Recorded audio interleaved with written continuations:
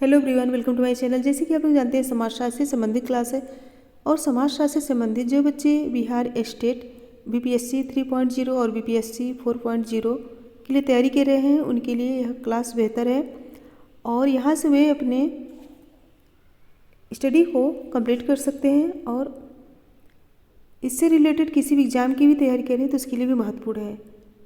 और जो बच्चे चैनल पर नहीं हो, प्लीज़ चैनल को सब्सक्राइब कर लें जिससे आने वाला वीडियो उन तक पहुंच सके और ज़्यादा से ज़्यादा संख्या में शेयर कीजिए, तभी और बच्चे जुड़ सकेंगे। और पसंद आए तो लाइक कीजिए। तो चलिए देर न करते हुए आज की क्लास स्टार्ट करते हैं। और इसके पहले वाले वीडियो सब प्लेलिस्ट में सारे वीडियोस को देख सकते हैं और अपने स्टडी को कंप्लीट कर सकते हैं। तो आज का पहला क्वेश्चन है, संरचनात्मक भेदभाव शब्द का सर्वोत्तम वर्णन है। संरचनात्मक भेदभाव शब्द का सर्वोत्तम वर्णन है। ऑप्शन है केवल अनुसूचित जातियों के लिए अवसरों की बेहतर व्यवस्था, और बी है विभिन्न अनुसूचित जनजातियों में प्रतियोगिता संघर्ष की भावना को प्रोत्साहन, और सी है दुर्बल तबके के लोगों को केवल शिक्षा सुविधा उपलब्ध कराना, और डी है दुर्बल तबके के लोगों को सुधारने तथा कल्याणकारी उपाय उपलब्ध कराना। क्वेश्चन नंबर 1 आंसर दीजिए। राइट आंसर होगा ऑप्शन डी, दुर्बल तबके के लोगों को सुधारने तथा कल्याणकारी उपाय उपलब्ध कराना। सो ऑप्शन डी करेक्ट होगा।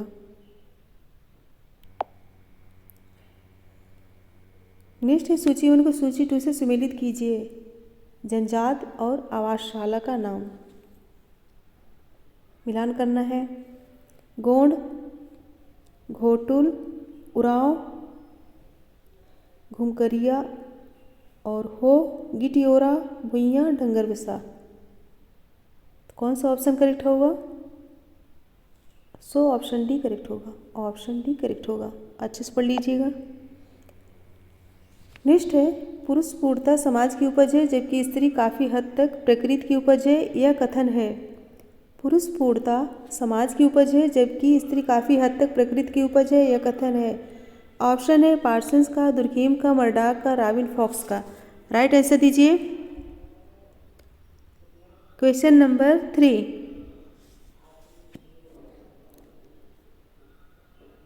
सो राइट होगा I think Murdock. Option C correct होगा। नेक्स्ट है क्वेश्चन नंबर 4। भारत के संविधान अनुच्छेद 3 में जिन राज्यों में जनजाति कल्याण मंत्री की नियुक्ति का उपबंध किया गया है वे हैं। भारत के संविधान अनुच्छेद 3 में जिन राज्यों में जनजाति कल्याण मंत्री की नियुक्ति का उपबंध किया गया है वे हैं। ऑप्शन है बिहार, मध्य प्रदेश तथा उड़ीसा, बी है बिहार, उड़ीसा तथा पश्चिम बंगाल, और सी है बिहार, मध्य प्रदेश तथा उत्तर प्रदेश, और डी है मध्य प्रदेश, उड़ीसा और महाराष्ट्र। क्वेश्चन नंबर 4 आंसर दीजिए।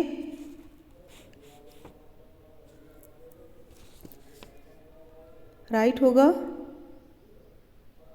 ऑप्शन ए, बिहार, मध्य प्रदेश तथा उड़ीसा। ऑप्शन ए करेक्ट होगा। पूछा गया भारत के संविधान अनुच्छेद 3 में जिन राज्यों में जनजाति कल्याण मंत्री की नियुक्ति का उपबंध किया गया वे हैं बिहार, मध्य प्रदेश तथा Orissa. So option A correct होगा। नेक्स्ट है क्वेश्चन नंबर 4 कथन और कारण। संविधान तैयार करते समय यह इरादा था कि अनुसूचित जातियों के लिए रोजगारों का आरक्षण निर्धारित अवधि के लिए दिया जाए, निर्धारित अवधि के लिए किया जाए। आ रहा है अनुसूचित जातियों के लिए रोजगारों के आरक्षण के संवैधानिक प्रावधानों ने निर्धारित अवधि में उनका सामाजिक तथा आर्थिक उत्थान सुनिश्चित नहीं किया। कोड देख के राइट आंसर दीजिए।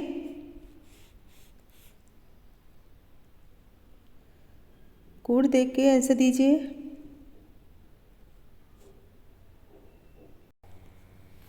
सो राइट आंसर होगा ऑप्शन डी।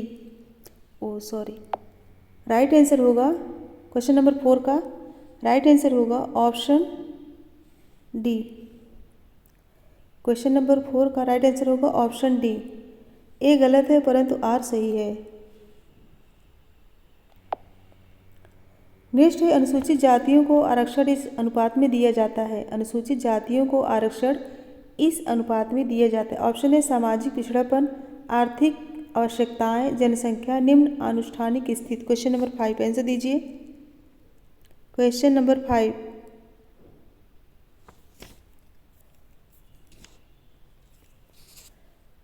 सो राइट आंसर होगा ऑप्शन सी। अनुसूचित जातियों को आरक्षण जो है जनसंख्या के अनुपात में दिया जाता है, ऑप्शन सी करेक्ट होगा। नेक्स्ट है जनजाति उत्थान के लिए 5 मूल सिद्धांत पंचशील सर्वप्रथम प्रस्तुत किए गए। जनजाति उत्थान के लिए 5 मूल सिद्धांत पंचशील सर्वप्रथम प्रस्तुत किए गए। ऑप्शन है वेरी एल्विन द्वारा, इनके बोस द्वारा, जवाहरलाल नेहरू द्वारा, जयपाल सिंह द्वारा। क्वेश्चन नंबर 6 आंसर दीजिए। राइट आंसर होगा ऑप्शन सी जवाहरलाल नेहरू द्वारा। नेक्स्ट भारतीय संविधान की छठी अनुसूची का मुख्य प्रावधान संबंधित है। छठी अनुसूची का मुख्य प्रावधान संबंधित है। ऑप्शन है सरकारी नौकरियों में आरक्षण से, जनजाति भूमि के परीक्षण से, उत्तर पूर्वी भारत के जनजातीय क्षेत्रों में प्रशासन की स्वायत्तता से, शैक्षणिक संस्थानों में आरक्षण से। 7 आंसर दीजिए।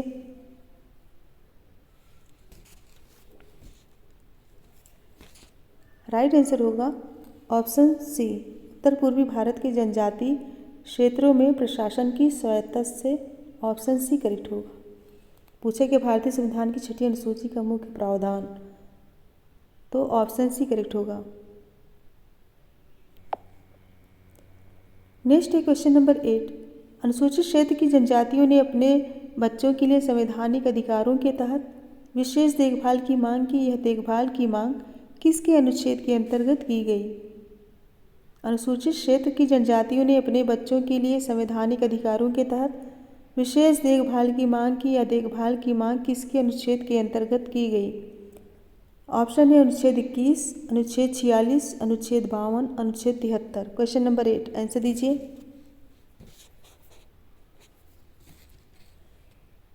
राइट आंसर होगा ऑप्शन बी अनुच्छेद 46। नेक्स्ट है क्वेश्चन नंबर 9। कौन सा कथन सही है? कौन सा कथन सही है? ऑप्शन है संविधान का अनुच्छेद 341 अनुसूचित जाति शब्द की परिभाषा करता है। बी संविधान अनुसूचित जाति की परिभाषा करने के लिए संसद को अधिकार देता है। और सी संविधान में अनुसूचित जाति शब्द की परिभाषा नहीं की गई है। और डी है अनुसूचित जाति शब्द की परिभाषा भारत सरकार अधिनियम 1918 में की गई है। क्वेश्चन नंबर 9 आंसर दीजिए। राइट आंसर होगा ऑप्शन सी संविधान में अनुसूचित जाति शब्द की परिभाषा नहीं की गई है। सो ऑप्शन सी करेक्ट होगा। पूछा गया है कौन सा सही है, तो ऑप्शन सी करेक्ट होगा। नेक्स्ट है भारत के अधिनियम में छठी अनुसूची का संबंध है। भारत के अधिनियम में छठी अनुसूची का संबंध है। ऑप्शन है अनुसूचित जनजाति से, अनुसूचित जाति से, अन्य पिछड़े वर्गों से, अल्पसंख्यकों से। क्वेश्चन नंबर 10 आंसर दीजिए। सारे क्वेश्चन बहुत ही इंपॉर्टेंट है। सो राइट आंसर होगा option A. Option A correct होगा। अनुसूचित जनजाति से भारत के अधिनियम में छठी अनुसूची का संबंध है। किससे? अनुसूचित जनजाति से। सो ऑप्शन ए करेक्ट होगा। नेक्स्ट निम्न में से कौन सा एक उपबंध भारत के संविधान में केवल जनजातियों से संबंधित है? कौन सा एक उपबंध भारत के संविधान में केवल जनजातियों से संबंधित है?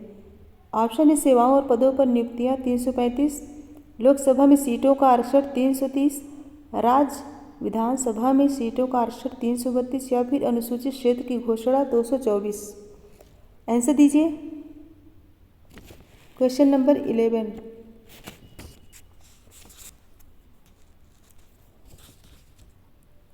राइट आंसर होगा ऑप्शन डी अनुसूचित क्षेत्र की घोषणा 224। ऑप्शन डी करेक्ट होगा। पूछा गया एक उपबंध भारत के संविधान में केवल जनजातियों से संबंधित है, तो ऑप्शन डी करेक्ट होगा। नेक्स्ट है क्वेश्चन नंबर 12। मेलिनोव्स्की ने कूलर संस्था का जो वर्णन किया है वह निम्न में से किसका उदाहरण है?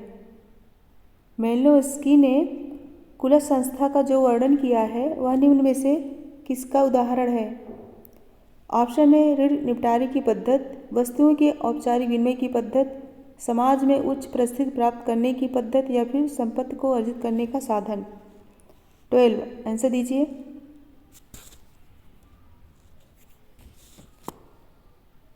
राइट आंसर होगा ऑप्शन बी, वस्तुओं के औपचारिक विनिमय की पद्धति। सो ऑप्शन बी करेक्ट होगा। फ्रेंड्स एक बार सभी लोग फटाफट लाइक कर दीजिए, फटाफट लाइक कर दीजिए और ज़्यादा से ज़्यादा संख्या में शेयर कर दीजिए जो बच्चे, जिससे कि और भी बच्चे पढ़ सकें। और यह समाजशास्त्र से संबंधित क्लास है और आप लोग समाजशास्त्र से संबंधित किसी भी एग्जाम की तैयारी कर रहे हैं तो यहाँ से अपनी स्टडी को कंप्लीट कर सकते हैं। नेक्स्ट है सामान्यतः दाय भाग का चलन किस राज्य में है। सामान्यतः दाय भाग का चलन किस राज्य में है। ऑप्शन है राजस्थान, पश्चिम बंगाल, पंजाब, महाराष्ट्र। आंसर दीजिए। क्वेश्चन नंबर 13, राइट आंसर होगा ऑप्शन बी, ये तो सभी को पता होगा, पश्चिम बंगाल। नेक्स्ट है क्वेश्चन नंबर 14, निम्नलिखित भारतीय संविधान के अनुच्छेद पुंजों में कौन पिछड़े वर्ग के लिए विशेष प्रावधान प्रस्तुत करता है। निम्नलिखित भारतीय संविधान के अनुच्छेद पुंजों में कौन पिछड़े वर्ग के लिए विशेष प्रावधान प्रस्तुत करता है। ऑप्शन है अनुच्छेद 13(4) एवं 14(4), बी अनुच्छेद 15(4) या 16(4), सी अनुच्छेद 18(4) या फिर 19(4) और डी अनुच्छेद 20(2) एवं 22(2). 14 आंसर दीजिए। क्वेश्चन नंबर 14, सो राइट आंसर होगा ऑप्शन बी, अनुच्छेद 15(4) एवं 16(4). ऑप्शन बी करेक्ट होगा। यह क्वेश्चन भी कई बार पूछा गया है, कई बार एग्जाम में आया क्वेश्चन है। नेक्स्ट है पिछड़े वर्गों के लिए संविधान प्रदत्त मापदंडों में निम्नांकित कौन सा कथन संबंधित है। पिछड़े वर्गों के लिए संविधान प्रदत्त मापदंडों में कौन सा कथन संबंधित है। ऑप्शन है आर्थिक और शैक्षणिक पिछड़ापन, सांस्कृतिक और आर्थिक पिछड़ापन, सामाजिक और शैक्षिक पिछड़ापन, बौद्धिक और नैतिक पिछड़ापन। 15 आंसर दीजिए। क्वेश्चन नंबर 15, राइट होगा ऑप्शन सी, सामाजिक और शैक्षिक पिछड़ापन। सो ऑप्शन सी करेक्ट होगा।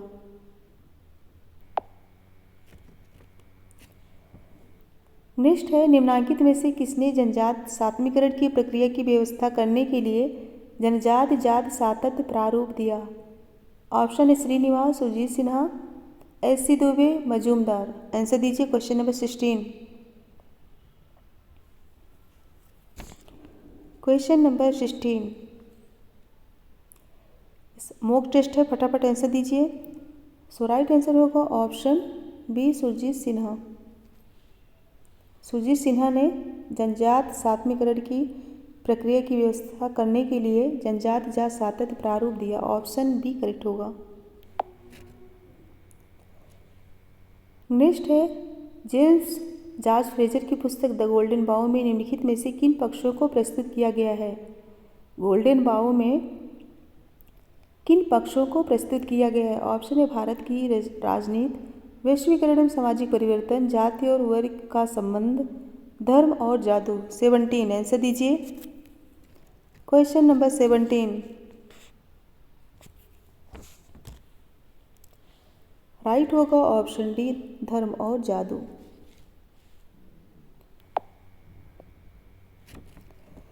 नेक्स्ट है महिलाओं के उत्थान से संबंधित सामाजिक नीति उपागम में जिस अवधारणा का अनुसरण है वह है। महिलाओं के उत्थान से संबंधित सामाजिक नीति उपागम में जिस अवधारणा का अनुसरण है वह है। ऑप्शन है महिला कल्याण, महिला विकास, महिला सशक्तिकरण, सभी। 18 आंसर दीजिए। क्वेश्चन नंबर 18, सो राइट होगा ऑप्शन डी, सभी। महिला कल्याण, महिला विकास, महिला सशक्तिकरण, महिला सशक्तिकरण। सो ऑप्शन डी करेक्ट होगा।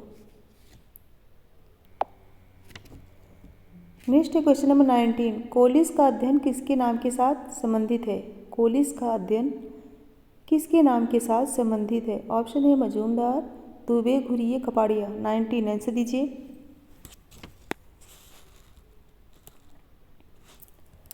सो राइट होगा ऑप्शन सी, घुरिये। कोलिस का अध्ययन किसके नाम के साथ संबंधित है। घुरिये। ऑप्शन सी करेक्ट होगा। नेक्स्ट है क्वेश्चन नंबर 20, निम्न में से कौन सी जनजात उत्तर पूर्वी भारत से संबंधित नहीं है? कौन सी जनजात उत्तर पूर्वी भारत से संबंधित नहीं है? नागा, खस, बोडो, कुकी। आंसर दीजिए। नागा, खस, बोडो, कुकी। चारों ऑप्शन देखिए, करेक्ट आंसर दीजिए। राइट होगा ऑप्शन बी, खस। खस जनजात उत्तर पूर्वी भारत से संबंधित नहीं है, बाकी नागा, बोडो, कुकी उत्तर पूर्वी भारत से संबंधित जनजाति है। नेक्स्ट है, निम्नांकित समाज में से किसमें अंधविश्वास का प्रभुत्व होता है? समाज में से किसमें अंधविश्वास का प्रभुत्व होता है? ऑप्शन है, एक औद्योगिक समाज, एक नगरीय समाज, एक जनजातीय समाज या फिर एक उत्तर औद्योगिक समाज। 21 आंसर दीजिए। राइट आंसर होगा ऑप्शन सी, एक जनजातीय समाज। जनजातीय समाज में अंधविश्वास का प्रभुत्व होता है, सो ऑप्शन सी करेक्ट होगा। नेक्स्ट है, the tribal cooperative marketing development federation of India. The tribal cooperative marketing development federation of India की स्थापना कब हुई थी? ऑप्शन है, सन 1987 में, सन 1988 में, सन 1989 में या फिर सन 1990 में। राइट आंसर दीजिए। The tribal cooperative marketing development federation of India की स्थापना कब हुई थी? राइट होगा ऑप्शन ए, सन 1987 में। Very very important. नेक्स्ट है, प्रथम पिछड़ा वर्ग आयोग का गठन कब हुआ? प्रथम पिछड़ा आयोग का गठन कब हुआ? पिछड़ा आयोग पूछा गया है। ऑप्शन है 1952 में, सन 1957 में, सन 1967 में या फिर 1977 में। आंसर दीजिए। Question number 23। राइट होगा ऑप्शन ए, सन 1952 में प्रथम पिछड़ा आयोग का गठन हुआ था। नेक्स्ट है 24। अनटचबिलिटी इन रूरल गुजरात नामक पुस्तक के लेखक कौन है? अनटचबिलिटी इन रूरल गुजरात नामक पुस्तक के लेखक कौन है? ऑप्शन है AM Shah, IP Desai, AR Desai, उपरोक्त में से कोई नहीं। 24 आंसर दीजिए। Question number 24। सो राइट होगा option C, AR Desai. Untouchability rural Gujarat पुस्तक AR देसाई की है। नेक्स्ट है 25। अस्पृश्यता अपराध अधिनियम कब पारित किया गया? अस्पृश्यता अपराध अधिनियम कब पारित किया गया? ऑप्शन है, वर्ष 1955 में, वर्ष 1952 में, वर्ष 1956 में, वर्ष 1957 में। 25 आंसर दीजिए। अस्पृश्यता अपराध अधिनियम कब पारित किया गया? फ्रेंड्स, ये पुस्तक जो है IP देसाई की है, करेक्ट कर लीजिए। ऑप्शन भी करेक्ट होगा। अनटचबिलिटी इन रूरल गुजरात पुस्तक किसकी है? IP देसाई की है। ऑप्शन भी करेक्ट होगा। सो ऑप्शन भी करेक्ट होगा। और नेक्स्ट है, अस्पृश्यता अपराध अधिनियम कब पारित किया गया? ऑप्शन है 1955 में, 1952 में, 1956 में या फिर 1957 में। आंसर दीजिए। सो राइट होगा ऑप्शन ए, ये तो सभी को पता होगा, ऑप्शन ए करेक्ट होगा। 1955 में अस्पृश्यता अपराध अधिनियम पारित किया गया। नेक्स्ट, किसने कहा है कि एक त्रुटिपूर्ण एवं अत्यधिक सरलीकृत सुझाव देना है कि महिलाओं से संबंधित उदारीकरण एवं अपराध में बढ़ती हुई भागीदारी के प्रथम प्रत्यक्ष संबंध है? किसने कहा है कि एक त्रुटिपूर्ण एवं अत्यधिक सरलीकृत सुझाव देना है कि महिलाओं से संबंधित उदारीकरण एवं अपराध में बढ़ती हुई भागीदारी के मध्य प्रत्यक्ष संबंध है? ऑप्शन है, पैट्रिस C. सिवेंडिनो, रीता J. Simon, WC. रिफ्लेस, JB. कोई। आंसर दीजिए। Question number 26।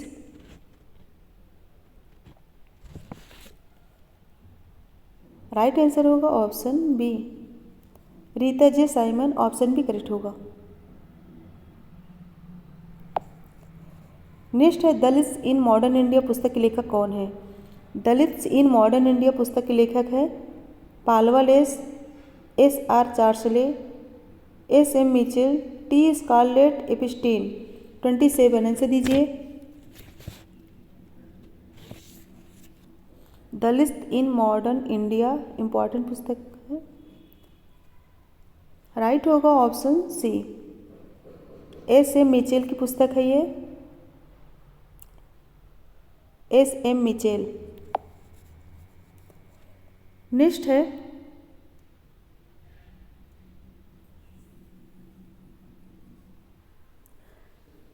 बंधुआ मजदूर अधिनियम कब बनाया गया। बंधुआ मजदूर अधिनियम कब बनाया गया। ऑप्शन है वर्ष 1976 में, वर्ष 1978 में, वर्ष 1979 में या फिर वर्ष 1980 में। राइट आंसर दीजिए। 28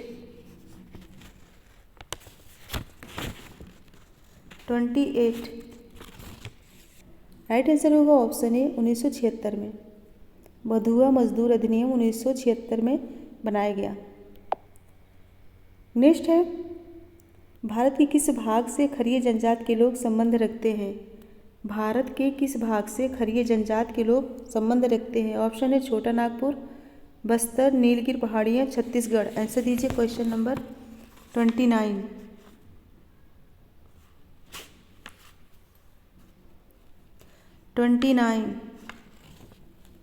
राइट आंसर होगा ऑप्शन ए छोटा नागपुर। ऑप्शन ए करेक्ट होगा। नेक्स्ट है क्वेश्चन नंबर 30। भारत के किस संविधान की धारा में व्यक्त है कि 14 वर्ष से नीचे की आयु का कोई भी बालक किसी फैक्ट्री या खान में काम नहीं करेगा अथवा किसी खतरनाक रोजगार में नियुक्त नहीं होगा। ऑप्शन है धारा 24, धारा 45, धारा 330, धारा 368। आंसर दीजिए क्वेश्चन नंबर 30।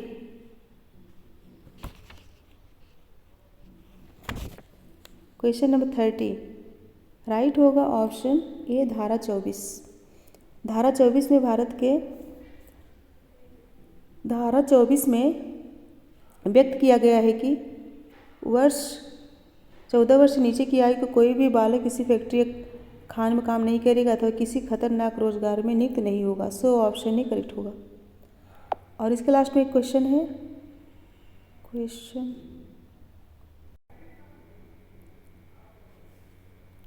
लास्ट में ये क्वेश्चन है, इसको अच्छे से पढ़ के तभी आंसर दीजिएगा।